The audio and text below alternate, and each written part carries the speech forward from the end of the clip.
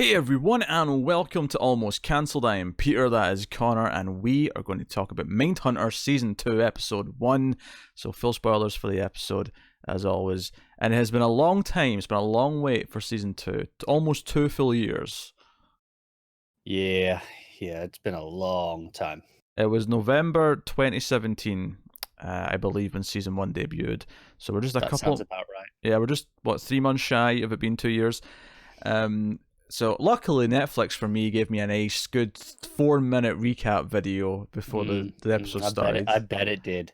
And it was very helpful. I mean, to be honest, I remembered most of it. There was only just one or two small details that, kind of. I'd forgotten, for example, something that comes up in this episode is that Bill accused Wendy of like going behind their backs. I'd forgotten that detail. Yeah. Now, I did not get the recap because Netflix hates me and never gives me the recaps. So credit to the episode for doing a decent job of. Whenever something was mentioned, it was always kind of brought up in a way that I went, "Oh yeah, that happened." I do want to point out you can manually go and watch the recap. It's not like you have to trust Netflix to give it to you. Where? They never show up for me. They're in the. I'm sure it's like either at the bottom of the season or it's in like the extra section if you go to the episodes. I don't think that shows up on the desktop app. Oh really? Okay. Yeah, when I go on, if it's just season 1, season 2, and that's it. You can definitely get to it on the PS4 though, or I assume any game console, Netflix app. But yeah, so it's been a long time. And what's funny is I think we were positive, we were adamant that there was going to be a time jump because we expected them to advance in time, and maybe they will during the season. But this first episode picks up right away from where season 1 left off. Holden's in the hospital after his panic attack from the end of season 1. And that's exactly where we're picking up from. And, sure enough, we were reintroduced to the characters. Bill's trying to socialise with other adults, mainly because his wife is forcing him. And he actually oddly starts to hit it off with some people because they're really interested in his job. But his wife's like, no, you will not talk about those things. Because who's not interested in serial killers?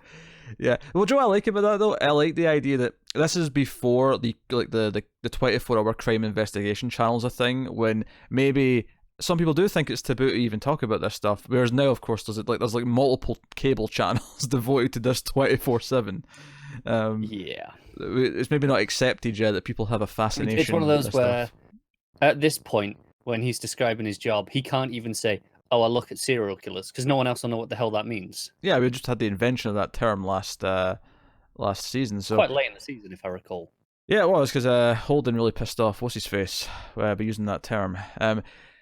Speaking of, we have a new boss at the at Quantico, particularly overseeing their division.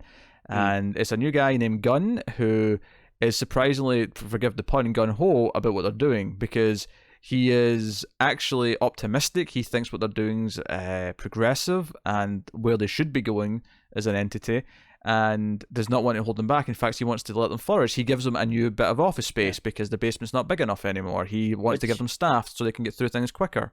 Yeah, it's not that surprising given that, yes, this actually became a thing, so this had to happen at some point, right? Of course, yeah. But I mean, I think the only surprising thing about it is, okay, episode 1, we're throwing that in there rather than towards the end of a season. It immediately shakes it up a little bit for season 2, where it's like, no, they're actually a bit more respected and they're being backed by someone. Like, because a lot of season 1 was, sort of fighting against the doubt of like that if this is worth doing, kind of thing.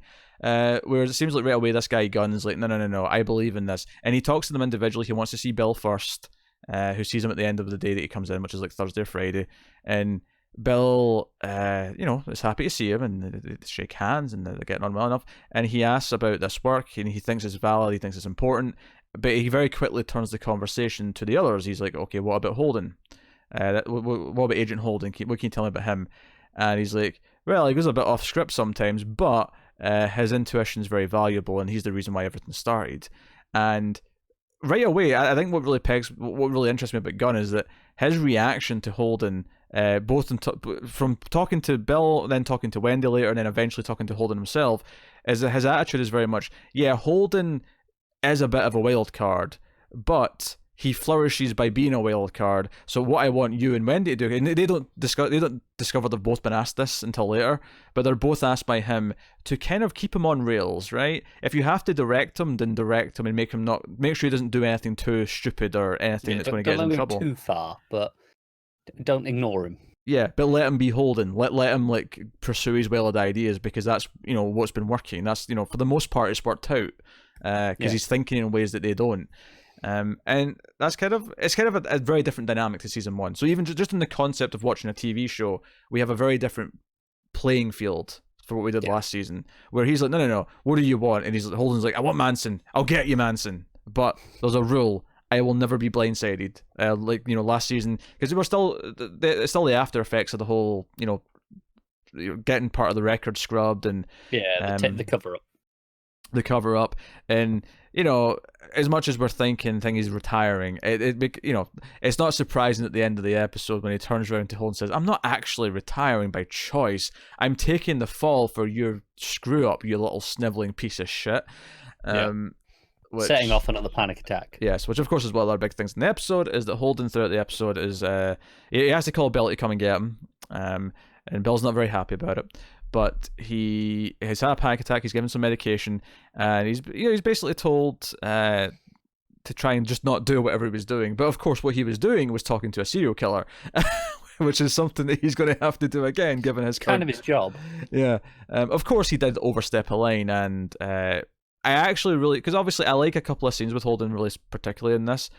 I love the scene where he essentially just deduces who sent in the tape and got them all into trouble. Yeah. I think it was Greg's his name. I think it's been a while, so forgive us if some of the names. Agent. There you go. He's like, well, Wendy didn't do it because of this reason, and Bill wasn't going to do it because of this reason. And I said, I could have done it because I didn't care, but I know I didn't, so it has to be you. and what I love though about the way Holden thinks is that later on when he's talking to Wendy, he's not like, oh, I don't have a problem with Greg, I don't care. Like, I know what his limits are now. I know what his moral code will let him get to, and I know what I can't trust now with him. And I just have to, play to that. We know what to expect from him. He's predictable now.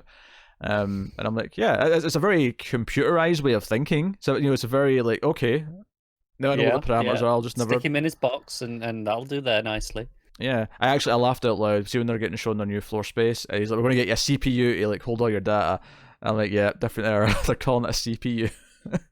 Yeah. Oh, I love it. I'm glad I didn't have to suffer through that.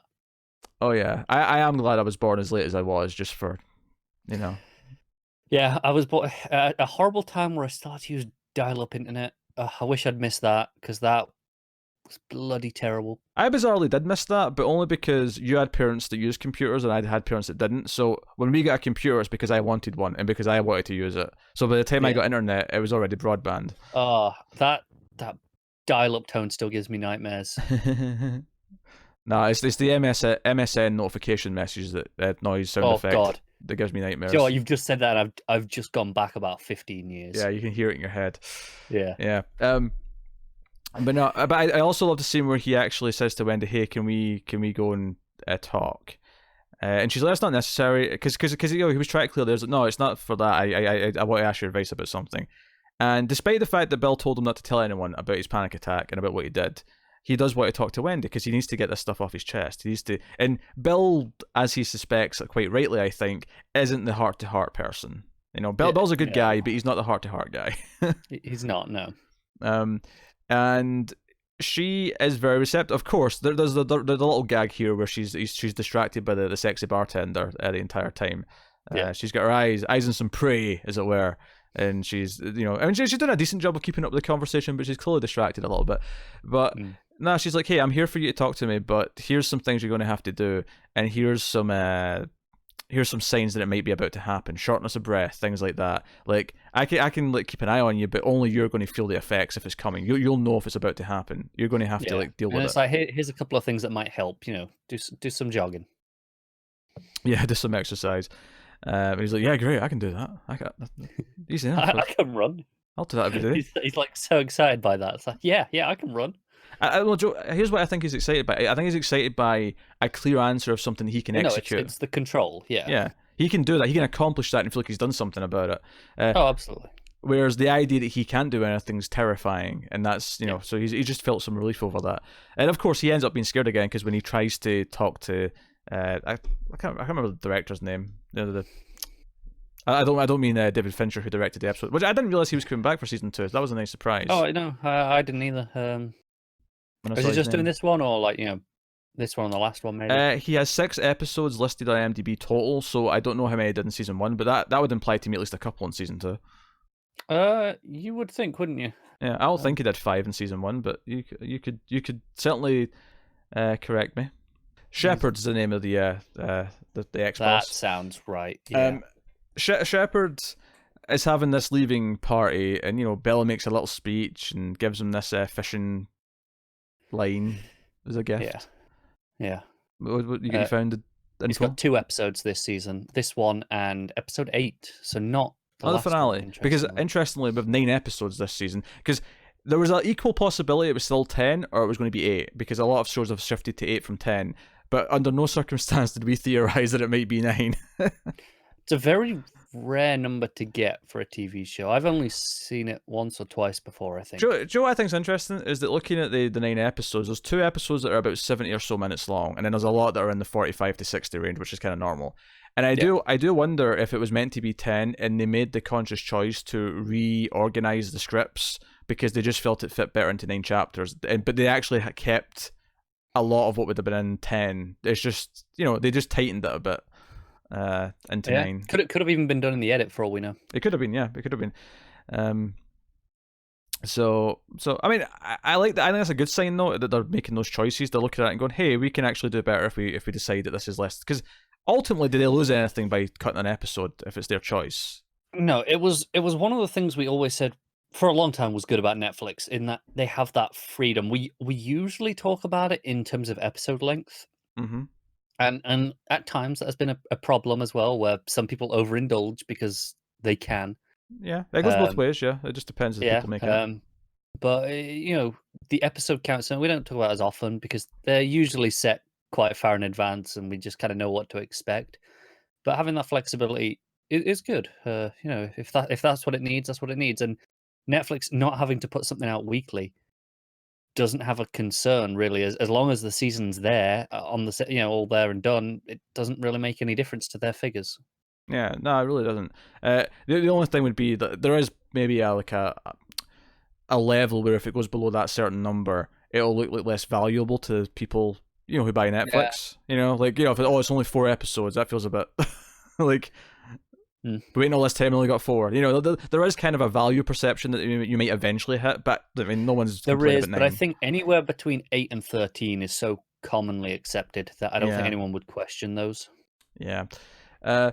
So, no, let's talk about the various scenes with Gunn then, because I think those are some of the more interesting ones. Obviously, you have the Bill one first, which we mostly talked about, where Bill takes the responsibility, but no, they really kind of hit it off.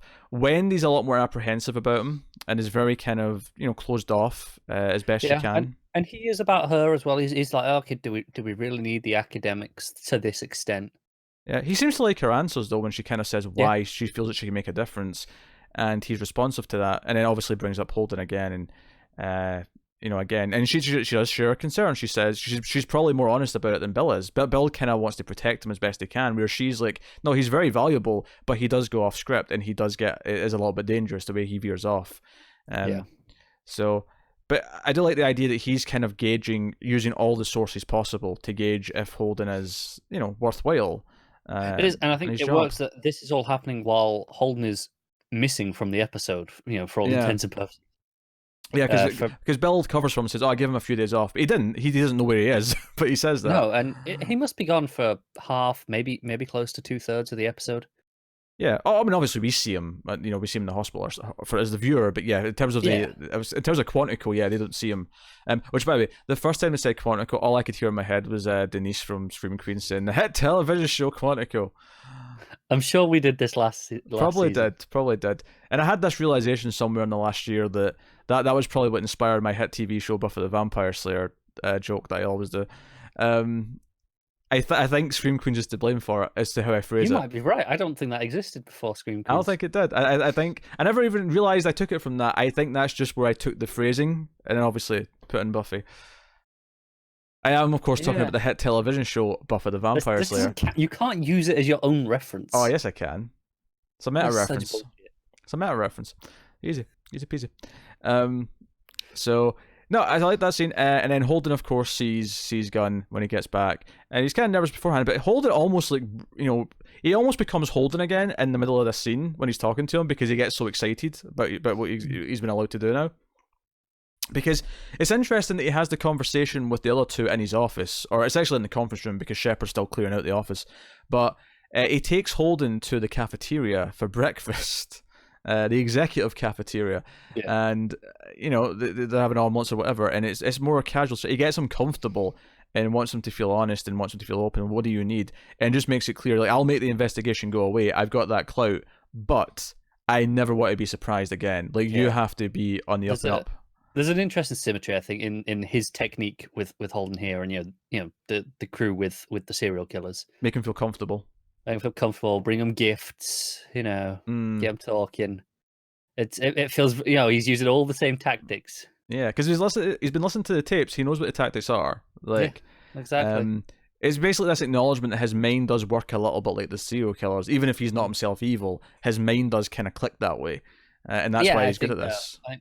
I'm sure we spoke a lot about that last season, how he was closer to them than some of the others were. Yeah, if you imagine a spectrum of like mental, like the way mental processing works, he's much closer than anyone else is. It doesn't necessarily mean that he's closer to the serial killers than he is other people, but he is closer than everyone else is to the serial killers. Yes, exactly.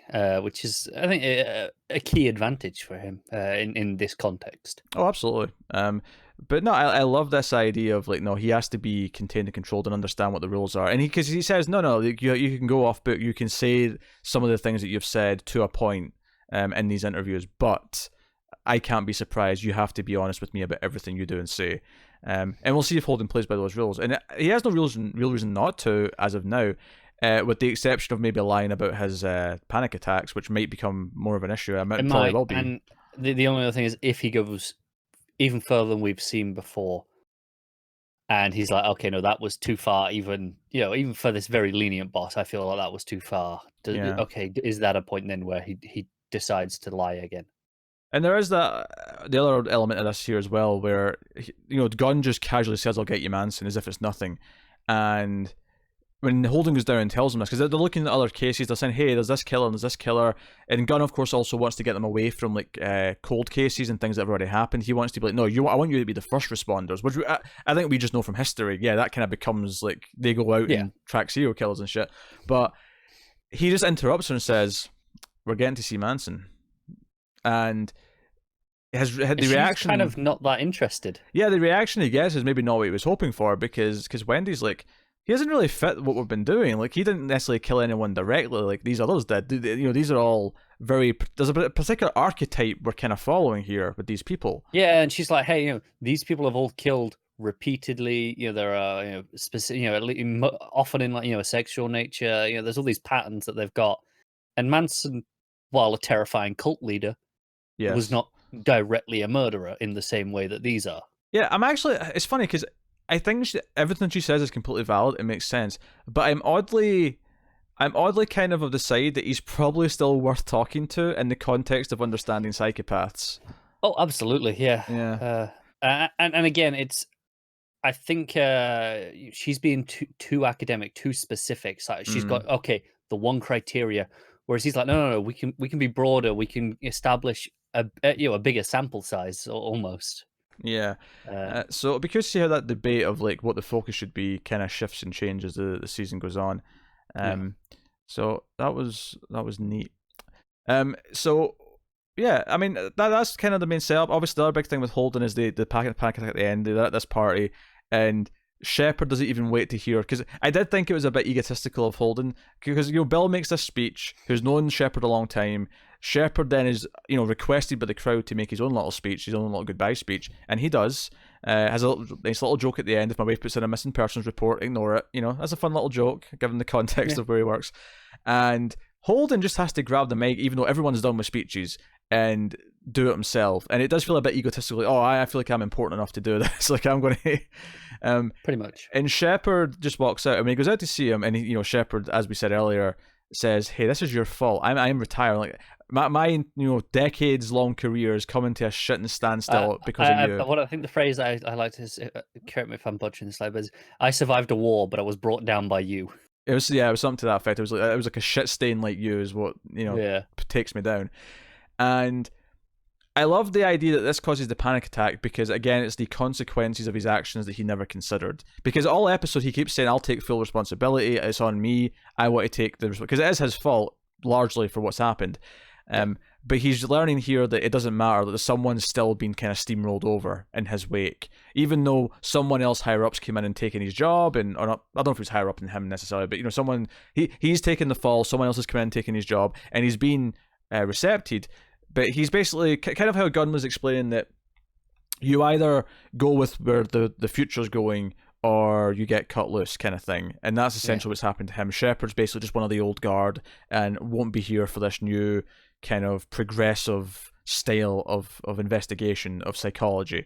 And it's this thing where this change has to happen because I think watching this from hindsight, we understand and respect that trying to understand serial killers and try to stop them this way is very important and it's something that should be happening. But of the time, he's clearly, I mean, and it's not like he's been unreceptive to them trying it, but he's been very willing to let them try, just as long as they're out of sight. Yes. Don't embarrass me, kind of thing.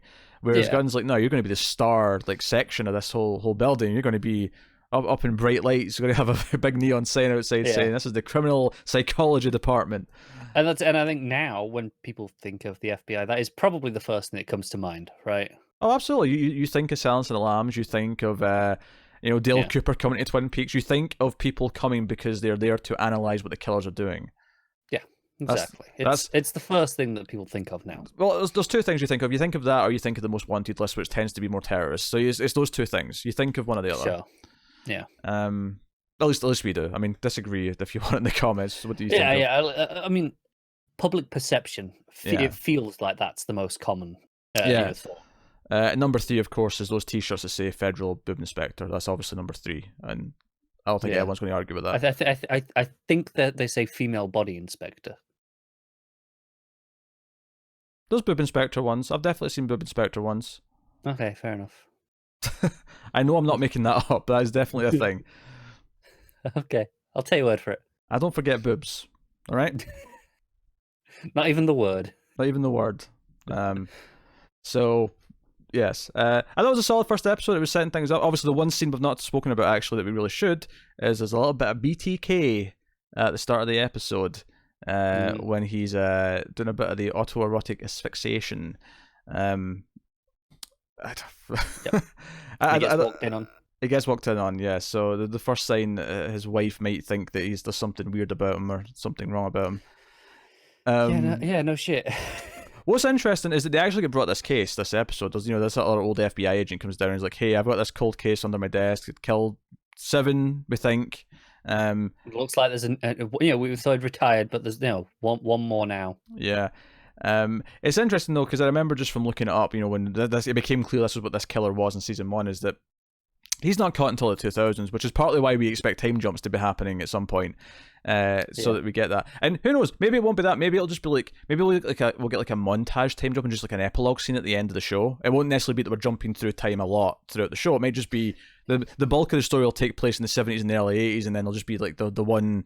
Okay, let's have them in old age makeup, for 20 years later, kind of thing. Well, we'll see. Because now they've got this new place set up, and now that I could almost see a big time jump happening once we're established, and then years later we've helped put certain killers away, we've helped catch people. Yeah, once they've proved themselves, and it's not just because at the minute it's still the underdog story. Once they're no longer that, I feel it makes sense to jump ahead at that point. There's some bigger cases, the big prime cases that are relevant from history that we want to do.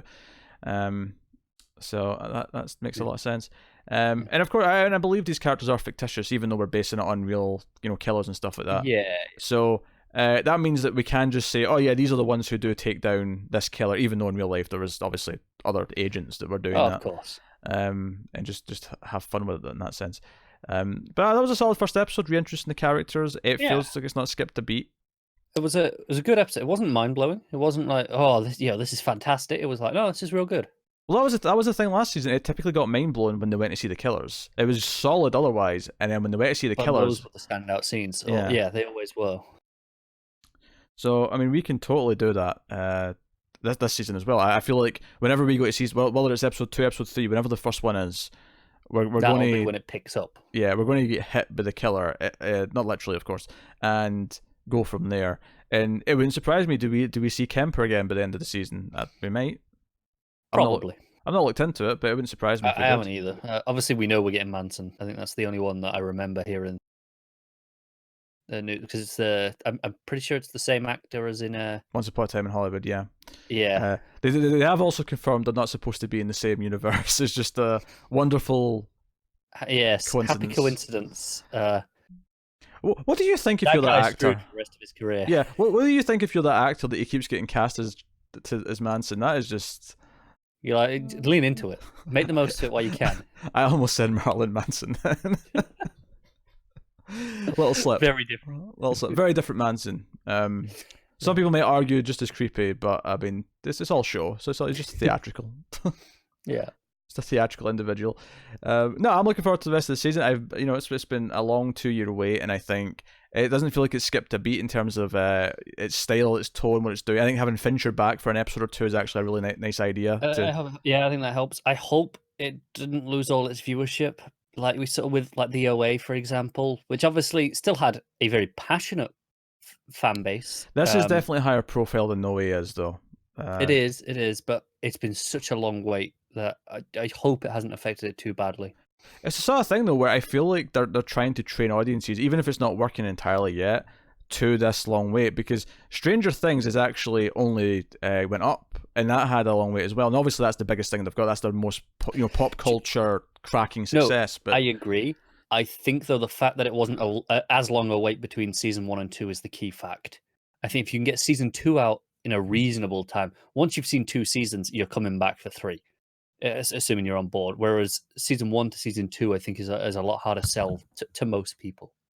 Maybe to an extent. I'm not convinced that it matters as much what numbers we're talking about here. I think it just. I think it's in the sense of, okay, if you've seen 2 seasons, let's just say they're 10 episodes, you're committed to 20 episodes already. You probably want to come back for more. Whereas, okay, you've only seen 10. It's been 2 years since you've seen 10 episodes. Yeah, okay. Most people will have binged that over the course of 2 or 3 days.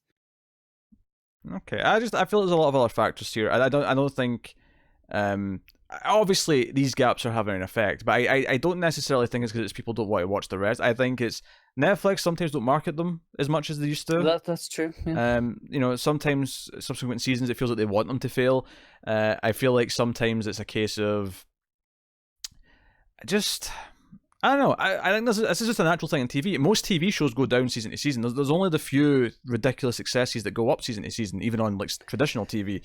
And I think it's worth knowing weirdly that the Netflix introduction to network TV has slowed that to some extent, in the sense that people will often binge, after season 2 they'll binge 2 seasons on Netflix and then watch it weekly for season 3. So there has been a lessening in that. That won't be Netflix for much longer though, because they're all having their own streaming services. No, exactly. Yeah, I know.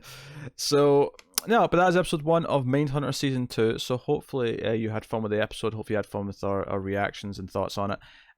We'll get to hopefully the meat of this season come next episode. We've set up some very key things. Bill seems to be doing better with his son, so we'll see how that progresses.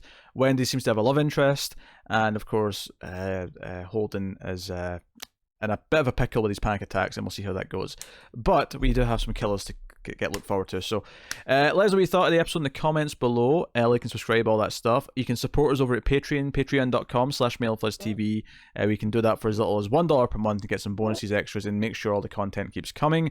Of course, you can also review us on the audio podcast feed. If you're on the Netflix Original Reviews podcast feed, you can rate us 5 stars on Apple Podcasts, give us a review. It helps us out a lot. It lets people find us, or indeed whatever podcast app you use. It should have a review and rating function. So do that, and then check out other stuff we're doing. Obviously, right now I'm also doing solo reviews of Glow on this very same feed, and of course on the YouTube channel. We just finished Handmaid's Tale season 3, so all that's up if you want to check that out. And there's also other stuff coming in the near future. So thank you very much once again for watching or listening. We always appreciate it. Keep watching TV, guys. Have you got any vanilla?